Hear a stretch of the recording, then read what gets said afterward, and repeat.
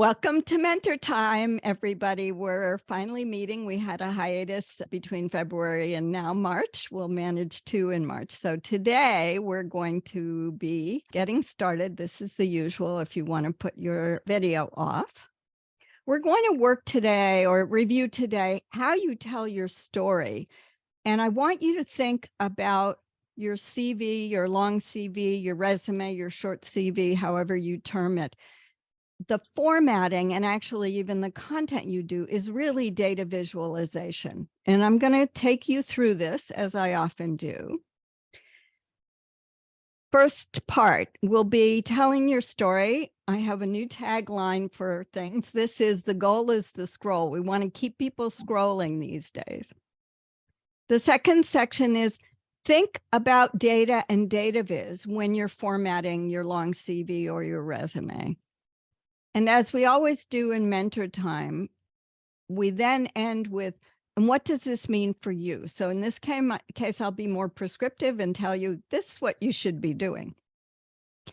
All right, we'll get started now with the goal is the scroll. I just want to show you quickly, some of you have seen this. This is a short part of what we've talked about on professional branding before.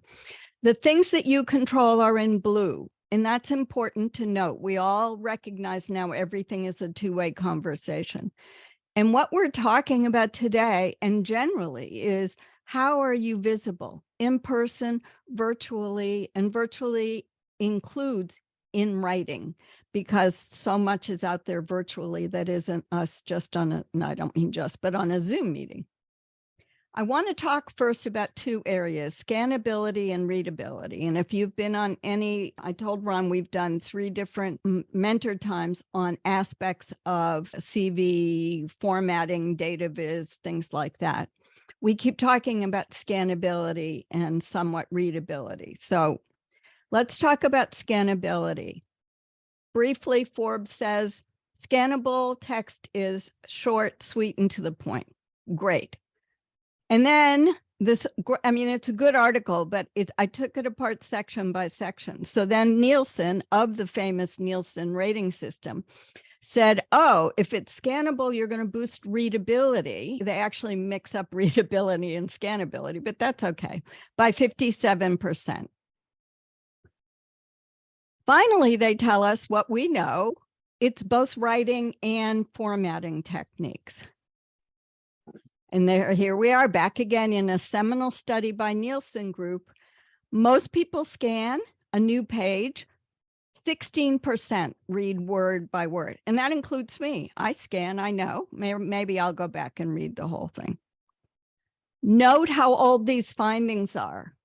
This is a study that keeps getting reported over and over again, like the goldfish attention study, which says that people who read resumes give you 6 to 10 seconds. This is the same thing. That's why I put this in here. You all know we're all similar. We want the sources of things.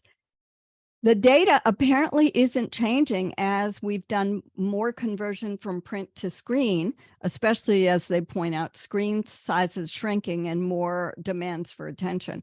But the whole purpose of scannability is how do you make it easy for people to decide whether your page has content on it and to understand what the information is. All right, on to readability. Now, readability is a more formalized structure and even discipline, and there are a lot of ways to measure readability. But basically, I wanted to show you again, readability in print versus online or on-screen reading. This is similar to things we've talked about since I started Mentor Time with Ron. It's how text is presented. So it's both the content and the formatting. We'll be talking about this much more in detail. But readability, I've saved the scannability recommendations for the end. These readabilities tips are all about getting a better score that basically you're aiming for sometimes 9th grade to 12th grade reading. The average person now should be, the average writer, if it's not a scientific journal article, should be aiming for 6th grade reading level. And all of this comes from not just the comment about instant gratification, but there still seems to be some old research that this 25% longer to read on screens takes. Now, I happen to be flying on vacation this weekend, and I had taken an article with me that I was asked to review, and I think it's true for me, but I grew up in a printed world. I grew up with having things on paper. So I don't know if it's harder for me to read it on screen, or I just prefer it because, especially for a review paper, I'm taking notes. The unpleasant feeling referred to at the bottom this data comes from here. It comes from a book that's free of charge on Google Books, and I put the link in the references. This is an older text, and it talks about challenges of navigation and searching when people start working electronically. And you notice they say reader of electronic text. This is how old this is. And look, once again, we're back in 1996. Reading from text is more difficult and slower. We can all think back to that. I remember I first got online using Mosaic in 1993, 94. So I remember those days. And here's the statement about 25% slower. I didn't go back to the original Nielsen article from 2000, but that's already 2 decades old. I just want you to know that there's a context for this. It's been being studied. I didn't find anything that's actually updated this in terms of scannability and readability, which disturbs me a little bit. But the articles, the first couple articles you might want to read, they're very interesting in terms of this background. So I want to go through some things with you now, and I want you to think about data and data viz when you're formatting and writing as well. This is my view, and welcome, Ala, I know you joined as well, of what a normal data collection, data synthesis process looks like. And I define this is how we're getting to data viz. The equivalent for us in data viz for our CV, resume, long CV is at the data formatting stage. Once we've done all the work collecting all the data, identifying our assets, labeling things, aggregating under different headings, that's when we begin to ensure the readability and scannability. Hi, Sadia, welcome. Thanks for joining. So here's a great brief definition. Data viz is making sense of rows and columns of data, and then you have to present it in an easily understandable format. And I was glad to see this because this is how I've always thought about content in what we display to give a picture of ourselves online, in print, whatever. Here's a row of data, Sue Griffey, blah, blah, blah. Here's a column of data, a column on the left margin. We know how important the left margin is. If we're lucky, people scan the first line and the left margin, and you'll see a link to one of the webinars where I discuss reading patterns, the F pattern and the Z pattern. Maybe they get to the middle. We know that you can scan about half of the width of a page, no matter what kind of screen you're on. And if you have numbers, and we'll be talking about these more, that will pull people over to read more of what's in there. So that readability gets enhanced by thinking through your resume or long CV, or frankly, almost any document we do, if you can enhance it by using these principles. I want to go through, this article is where I'm taking the next section from, and I do recommend you reading it. It's got a lot of good information. 3 data viz principles. The first I learned about a few years ago when I started taking data viz courses with Ann Emery on pre-attentive attributes. They are visual characteristics that trigger our brain and give us information without us even being aware of it. And you'll read in the article about the different kinds of memory that's being triggered. And they gave us a game for this. I called it Find the Nines. You have to quickly scan it and find them. And we all wouldn't be surprised from what we already know we do in our writing generally, is changing color intensity, bolding, having things stand out with italics, all help increase our pre-attentive, our ability to get signals. So we can quickly see in a group of numbers that there's 5 here, or 6 with the title. So the equivalent in a CV, here's a biopara, a before biopara from one of our recent course participants, who's everything I'm showing you, people have given me and Ron approval to show. This is what she wrote. It was pretty good. She did a good job for someone who's pretty new professionally. And here's her after. There are some things I want to make sure you can see, and I'll be using this several times. But the first one, it's as easy as moving the FOUR number, which our brain hates for some reason to have a numeral written out as letters. We can't process it as quickly as we can process the number 4. And it also anchors your, or causes your eyes to wander over to the half of the page or the line. The second is time to insight.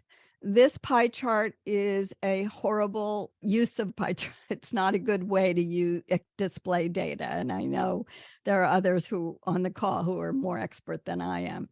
But the time to insight says the faster the time to insight, the better people will understand and get your insights. So the first thing you learn if you go through a data viz course is don't use a pie chart unless you have only 2 segments.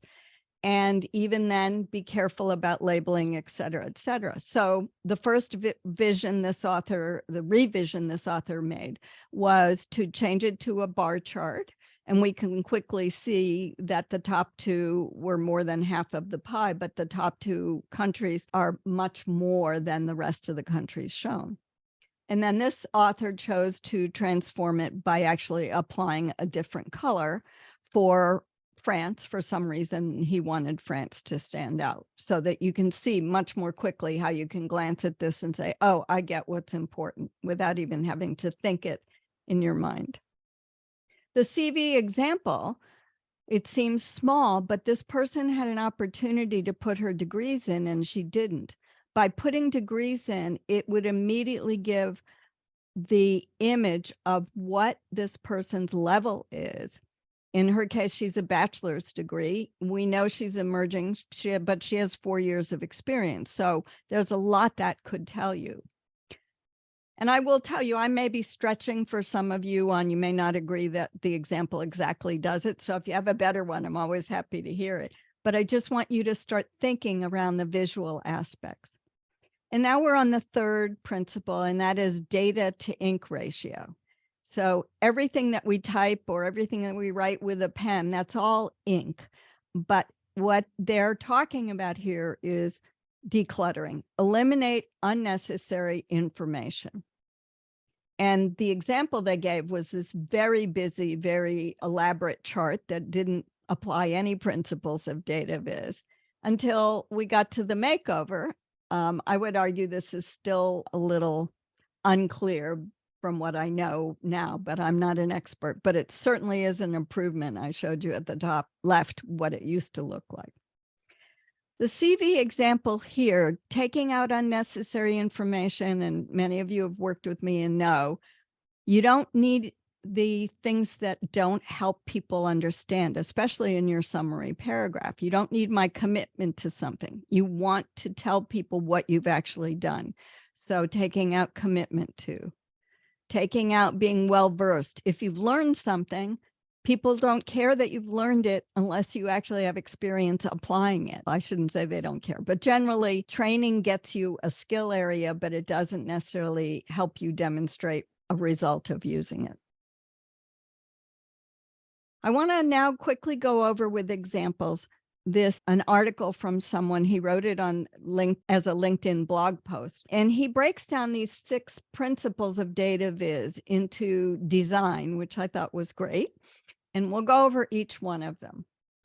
So declutter, he calls that the art of visual clarity. And in data viz, it's taking out those the grid lines, for example, changing how you format things. When we look at a resume or CV, the areas that you want to ask yourself about are, am I making the reader do extra work? So this person has a very wide, heavy green box at the top. She has her dates in light blue, very hard to read, but also she has not necessarily good balance of space as well. So there's a lot of decluttering she could do. The second example is a person who likes to draw lines across from one margin to the other. And Ron and I were noting in the last course that just ended a couple months ago, almost everybody gave us formatting that was much more appropriate. It wasn't the fancy resume templates like the one on the left, but everybody was doing hardline separators, which doesn't help the reader. It makes them stop and wonder, oh, now you're going here. So even the person on the left, she has experience with a gray box around it. It just causes readers to try to think, what is she demonstrating by this? So I would say that second data viz principle, time to insight, gets slowed down. All right. The second one is emphasizing the main message of a chart. The main message of a chart is the same thing as you seeing your written products, especially page by page, but the first page for sure, as an image of you. So if you think of your CV, your resume, long CV, short CV, that is the written snapshot of what you look like head to toe, not just your headshot that's on LinkedIn. Here's one that's in pretty good shape, but I would ask you to think even more. Most of what we see is when we open something, it immediately goes to half of the screen, depending on what you have your screen readers set at for Word or PDF or whatever. But it's not generally going to give you more than one full page. That has to be the main message, which is why those who've worked with me know we talk about what belongs in your heading information, whether or not your education belongs up front. In this case, it does, because the person, when we worked with him, hadn't yet graduated. He was just graduating in December 2022. But this quickly gives a snapshot in the first page. In the old days, people used to equate it to a newspaper. If that helps you think about it, that's great too. But basically, if you think about a page, think about how you're displaying yourself. His third point is storify, and he calls it drama for your data. I don't think when you read the description of it, there's more to it than that. So I chose this example. Here's someone who this was for his step 3 work. He gave us his resume, and this was part of it. And in fact, although I like to have a balance of printed and open space, he had parentheses in there where I didn't think they were needed, and he had a lot of white space on the right, or open space on the right. So here we are. Actually, we saved a line by pulling his text all the way to the margin. So the white space doesn't stand out, but the dates don't need them because they stand by themselves. The same amount of space, but the interesting thing is you can suddenly see he's been a space ambassador. This is someone Ron and I worked with who signed up and said, I'm a space enthusiast. And it was great to work with him. He's got a job. He loves what he's doing now. But now you can quickly see it without having to wade through that block of text. Now we go on to engaging audiences interactively. And there's several dimensions that you can show with this, but mostly you can demonstrate things by using links. When you show that you have a link in your CV, especially if you are aggregating a list of blog posts like you'll see here, What at the top is how the person put it on her resume. And she went ahead and made a Google Sheet. At the bottom is the extract of everything that she's done as blog posts. So she didn't want to lose that. And she wanted to let people know, even if it was on her long CV, that when she did her resume to get a job, she wanted them to know she had done a variety of these publications. And commonly, we're now recommending and expecting to find people's LinkedIn profiles in their heading information. I happen to also put my YouTube and my Twitter up there when I revised this several months ago. That says to people, oh, you've done something different. So if there's a link there, people will probably click it. And then you have another chance to show a dimension of yourself, the name record or the profile video. But just so you understand that this involving and engaging the audience, giving them links to click, giving them things to think about in terms of how you're describing yourself. The fifth is giving meaning, and this section in his article has a whole lot of suggestions of how you make data more relatable. What I view this as is he describes linking data directly to possible actions or responses. You've worked with me, many of you, that I'm all about using verbs that lead to results, making sure we describe our results right up front.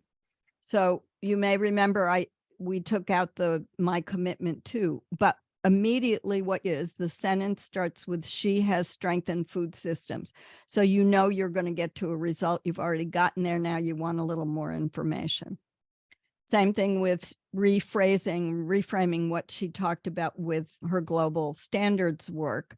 And she's actually been applying them. So she has results there. So you can say that she applied them. And finally, no distortions. And this is not using graphical formats in data that will cause people to misinterpret data. And I'll go back to this, where I think that part of the reason she liked the template that she gave us is because she's finishing up a degree, but she's only ever had, except for one job years ago, as an intern, she's mostly been doing sales associate work, and she wanted to emphasize how long she's been working, not what she wasn't able to make review meetings, so we couldn't verify that, but she said it to me when she signed up about what she wanted to emphasize. So you want to make sure that you're making it clear to readers what you want them to understand, and they feel comfortable that you're not hiding anything. All right, so what does this mean for you? Just a reminder, we're now we've got all of our data, we're using it, we know the stories we want to tell. We want to make sure we're going to get the best scrolling we can. So here's the scannability recommendations. Not surprisingly, subheadings, bullets, lists, emphasis on bold and italics. We use that mostly for headers, I think, and sections. Links, and short paragraphs and short text. And if we go back to readability, and here's some actual things you can do for readability. I put this there just to show you. I'm going to show you a reordered list. Both scannability and readability are affected by using sections to define things, short sentences, short paragraphs, using external links.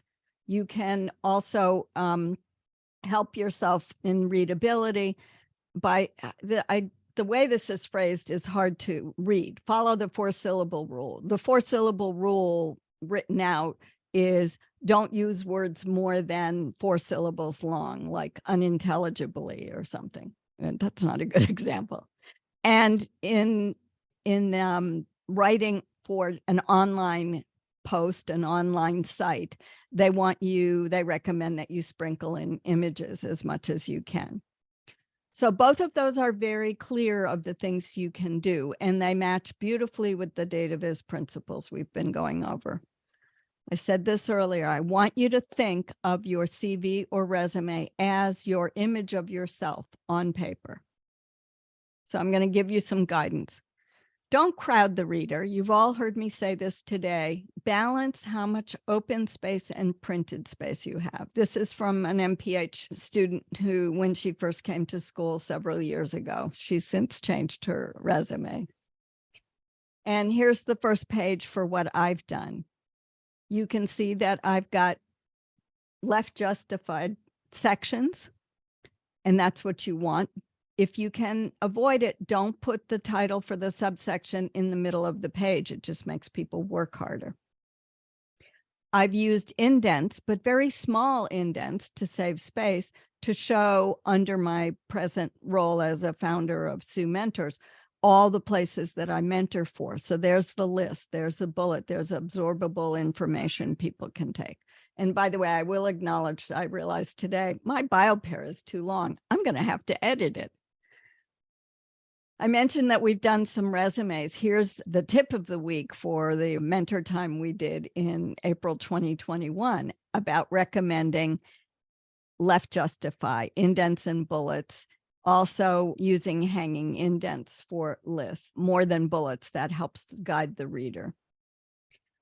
Make your lists for pubs and intellectual property. You all know, I think, but I will mention it again. Intellectual property are those products that we speak or that we write that demonstrate what we do as knowledge workers. So presentations, training materials, training delivered. In this case, you can see Mom has reorganized, so you can quickly see that for Georgia State, she did a whole lot of different articles. For Tulane New Wave magazine, she did 2 articles. So that list helps guide the reader. And you also get a snapshot of how much she's produced in different ways as well. Don't bore the reader. You can aggregate common information. So here was someone from our first course a year ago who had done, to her credit, for a big, huge meeting, she had done 28 or 29 different reports in literally 4 or 5 days for the delegations to meeting in Geneva. Aggregating it helped her show her credibility because she could say who it was for and what she did, and then the list of all the different topics that she wrote on. Continuing the theme of data visualization, create your images to demonstrate your results in both words. So you want to lead with strong verbs. We talked about a version of this earlier. In the yellow, people are leading with what I call caveat clauses, which we all grew up in graduate school learning despite the limitations of this study, or because of the way things have been written. Instead, go straight to the verb. C is continuing to focus on, not her dedication. Dr. B led results-based design. I know he was anxious to lead with the company and the fact he'd worked in 3 countries, but ultimately he did agree that finally what he wanted to show was his expertise and what he brought to those, and the 3 countries could come at the end of the sentence. We saw both of these earlier. These both give you a picture because they've used a citation format. It's consistency, but it also helps show your credibility. And in the visual lists, you can glance at a number of bullets. that Imam has 5, I think 5 or 6 bullets. The person on the right has more than 10. And so you immediately get the sense, oh, they know how to write. Oh, they have a body of work. Here's the mentor times that we've already done. You've been at some of them, perhaps, maybe not. You'll get the PowerPoint as well as the recording for this, so you can click through to the links. And they're all aspects of what we've talked about today as well. Really valuable resources I found. I went through probably 30 or 40 articles, and I landed on the ones that I thought were the most helpful. And I just, as always, want to give credit for all the things I'm allowed to use. So Ron, I will ask you for comments. Wow. Thank you, Sue. That way you pulled together an awful lot of content. I am disappointed that you only went back to the mid-90s. Because my research is earlier. But it's interesting how consistent the research has been since the 70s. on this subject. My research actually was related to the Vietnam War. And a lot of this research was done by Indiana University early on, and it had a lot to do with the trouble that the United States military was having in recruiting during the Vietnam War. And the whole issues of reading grade levels and all that stuff came out of a body of research that was directly related to that. And so the really profound part of that is the consistency of the findings. Since the 70s, it's saying the same thing over and over again. And are we ever going to get it? And it's funny, as you were talking about the graphical and textual techniques, the person I used to go to, and I'm just going to go to the webpage on it for myself. It's a fellow named, where is he? I've lost his name already. Anyway, it's concerning information mapping and structured writing, which is some of the earliest work that was done. And Robert Horn wrote a book in '89 called Mapping Hypertext. And it was pre-computers, really, but it pointed forward to the idea of what computers were going to do. And hypertext, we talk about hyper stuff all the time now, but in those days, hypertext really meant this layered and this graphical approach that you're referring to. And the fact that there's a meta language above what we're trying to illustrate. And so you've illustrated it extremely well. So thank you very much, Sue. I was just delighted to see what you had to say here and how you used your own content and used your own ideas to illustrate what you were trying to illustrate. Congratulations. This is meta for me. This is multi-layered. This is cybernetic. So I can't wait to get much. your stuff Wonderful. incorporated. We'll have to do a formal one on it. Yeah, I guess so. You talked about it before, so maybe we will. Great. Thank you, Ron. Questions, comments? I welcome hearing from any of you. Does this help you think through what you do and how you do it differently? Does it make sense to you? It may not be everybody's cup of tea. Stephanie? I was interested. I noticed that you can now on LinkedIn, and I was actually looking at my account as you were going through. Can you speak something now on LinkedIn? You have a sound message, and I did not know that. Yeah, you can do name record, which is 10 seconds long, so 9.8 seconds. It's quick to do, and there's a whole, in our course, step 4 on LinkedIn, there are a lot of examples of some of our participants who've done it really well and added a tagline. Then you can also do a profile video, which is a 29-second video, 30 seconds, but it cuts it off. That you can use to talk about who you are and give people a flavor of you. That's what the ring around it means. But yes, that's the advantage, is now even LinkedIn is letting you show more. I've encouraged people to do name record so that the global world starts to accept that there's a way for them to listen to someone's name and repeat it, rather than get on a meeting, as happened to me a few weeks ago with a very US-centric meeting where the person butchered the person's name with that, and that was after asking the person to pronounce it. But I understand, but at least we can put it out there and take control of the message. So Thanks, Stephanie. Do you encourage just us saying our name, or say, hi, I'm Sarah McAllister, or hi, I'm Stephanie Dobson, or just the name, the pronunciation? No, be friendly, be welcoming. I added some information on mine. We were with a course person who said her name and said, quality is my language. That's what she uses as her tagline, which I thought was fabulous, because her profile background, her banner photo in the background shows facility, and it's clear she works on quality. So you can do it however you want. My goal with people recording your name is to get it out there, let them hear your voice. It's another dimension. It helps normalize it, that everybody shouldn't just know how to pronounce your name. I grew up with my last name being completely butchered until I was in college, when there was a baseball player named Ken Griffey Jr. and that made it easier. We assume that Ron Anderson and Stephanie Dobson are easy names for people, and they're not. If you're in China as Stephanie, or if you're in Latin America, for sure. So yes, you can easily record those. That sounds great. Yes, no, my name has been mispronounced with a B. Oh, there you go. Yes. Yeah, I'll send you Brenda Meller, because she's in Meller, not Miller, and she has something like that. So I'll send it to you so you can listen to it. Thank you so much. Yeah, just one quick comment from a Luddite.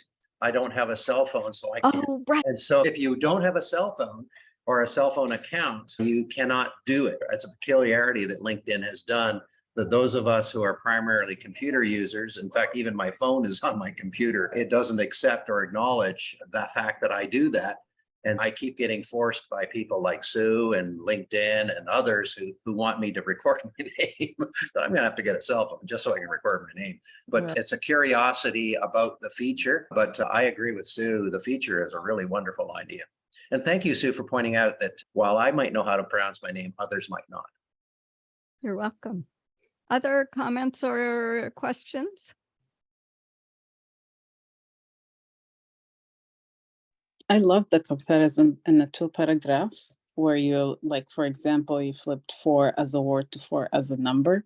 And even when I was reading it, I was just like, oh, that makes such a big difference in catching up what you need to actually do. I'm setting up space in Twitter soon to speak about CVs and like how to reorganize everything and rewrite it specifically if you're a non-native speaker. And I'm definitely using this presentation. Like, I'm gonna quote a lot and just send people your links. I'm just like, this is it. Because that actually made it click. Now you see the difference. And like you start reading it yourself and you're just like, yeah, that makes a huge difference. So thank you. You're welcome. Yeah, Yeah, I'm glad if you want to use it, Ron, go ahead. Yeah, no, it's just that I noticed that the same thing that you were talking about there is that elsewhere in it, there were some numbers. My eye went down to the bottom right where all those numbers were. I went there and it wasn't even because Sue told me to do that. It's because the text told me to do that. The numbers were more prominent. And so I scanned immediately down to the bottom right where there were some numbers, and the area that said 4 in alpha, it didn't catch me at all until it was changed. And Ala, you know this better than me because you're a biostatistician. So you deal with numbers and how do you display them, even making straightforward tables for people. I'm glad to know this resonates with you in terms of trying to get people to think about what we all own. All of us own our own professional development and our own intellectual, what I call it, your intellectual property and our expertise. And I think this is just it's not because I invented this, but this is a great way to display it. As Ron and I have done so many things together over the last 3 years, we've come to realize how much of what people present is not just, can you answer the question in an interview about, tell me about yourself, but you first have to get it down in writing and get in the door as it is, get in the virtual screen. I see you shaking your head. Thank you. Great. Any other comments or thoughts? I have one, since it's a bit of a lull, and the rest you can think about something you might want to say. While you were doing the presentation, Sue, it occurred to me that, okay, while we're focusing here on the CV or the resume, while you were talking, it was a reminder, and partly because of my work with unstructured writing and things like that. This goes beyond, of course, the CV. And so whenever you're trying to do a presentation, then these principles apply. And they're all there. It's real. It really does help, whether it's a slideshow or advertise. I don't care. It's all the same stuff. And the interesting thing is that when you're in a slideshow, for example, people tend to overload the text and all the rest of it. You've heard this from before. That's old news, except for we keep doing it. But using the kinds of principles that Sue is talking about here, of course, and it will work. Now, we tend to compress the text because we want it all in a scannable and read on, et cetera. And the problem is we also end up doing that, say, in a slideshow. Now, Sue has also given us a pretty good illustration of how not to do that by creating these elements, and she puts boxes around them and so on in order to help us understand how a presentation could be done. So once again, meta, you've done something bigger as well.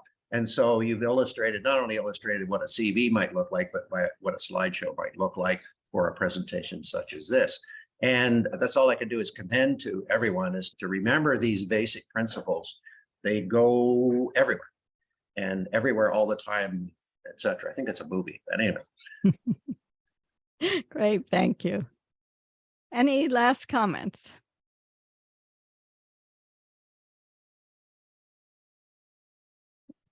I do just have a question. Okay. Someone was asking, how can they get in touch with you to join? the presentations, and I was wondering if I should just give them directly or direct email to add them to the list, or which link should I specifically use in the emails? Forward them the email, that the MentorTime email or whatever email you get from me.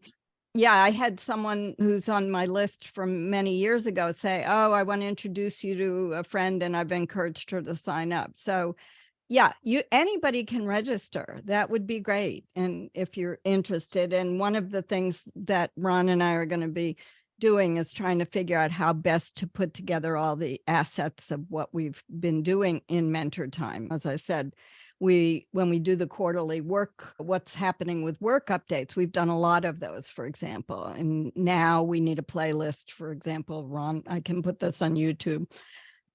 So then you would have direct access to it. What I send out to you for the recording will be trimmed just for the topic, but it won't be captioned yet. As you all know, I have to get to captioning. And I told Ron, who encouraged me 4 months ago, not to worry about editing every single period in the right place. I finally came to that realization over vacation that I was never going to catch up on captioning if I tried to do it all myself. But yes, so you can invite anybody you want. You can forward that email. I'll add them to the list if they register the first time and tell me they want either for one appointment, or a lot of people are signing up for recurring appointments. And those of you who have recurring appointments know that you'll get the recording whether you're able to make the session or not. And there's always LinkedIn. And there's LinkedIn too, right? Yeah. Thanks to Sadia and Sarah for your comments. I'm glad you both enjoyed it. I'm going to open the floor for a few seconds to our normal just check in. Is there anything other than what we covered today that people have been waiting to ask about? This is your chance.